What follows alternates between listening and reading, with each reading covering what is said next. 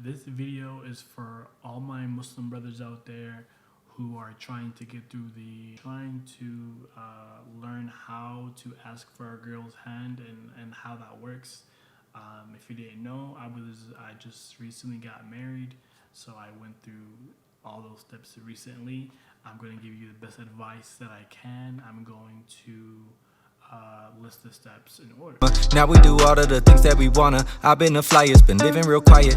So step one, first thing I did was I went and spoke with her father to introduce myself. Not all cultures are keen to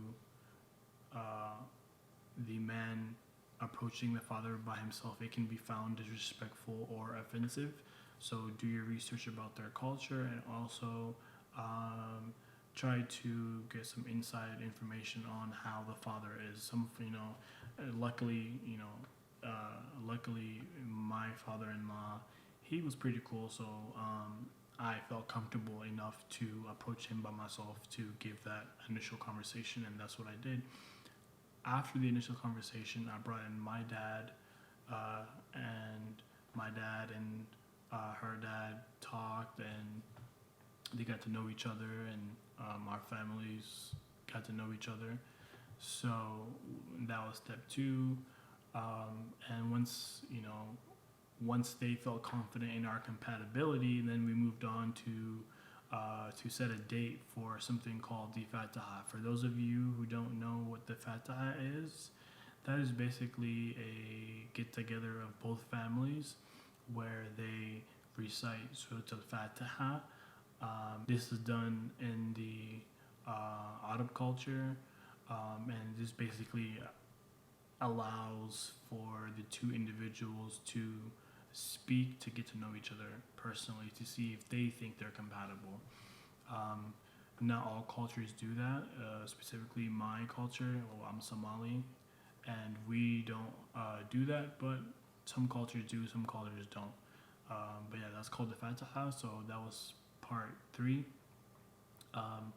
Once we did the Fataha, we spoke for about 2 to 3 months to get to know each other, to see if we were compatible, to see if there's anything that we didn't like about each other.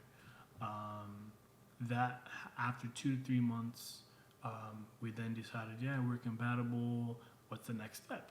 So once you guys talk for a little bit, get to know each other, the next step is to actually have the Nikah, which is the wedding arrangement or ceremony, where you guys are actually married legally. And that is the 5th step, and then the 6th step is the marriage, where you actually have the wedding. For all the men out there, I'm not gonna lie to you. When you start that process, it can be very stressful, nerve-wracking.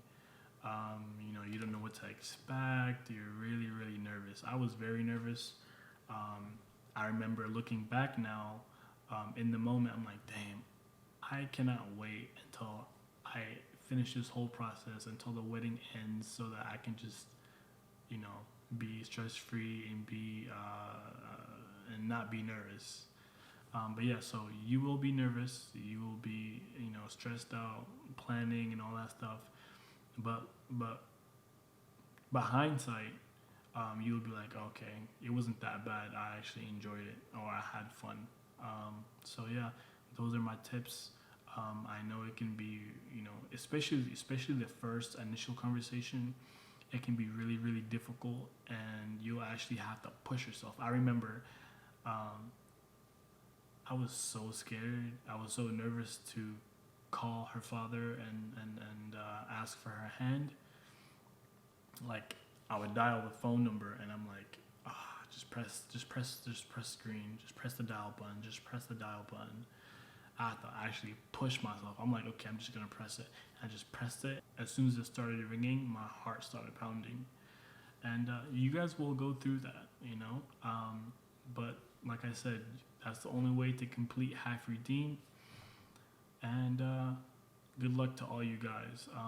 If you guys enjoyed this video and you guys like this video, please subscribe, Comment down below your thoughts about your process. If you have any questions, comments, also comment down below. And also like and share. Thank you guys for watching. Do all of the things that we wanna. I've been the flyest, been living real quiet, changing the world, believe that I'm trying.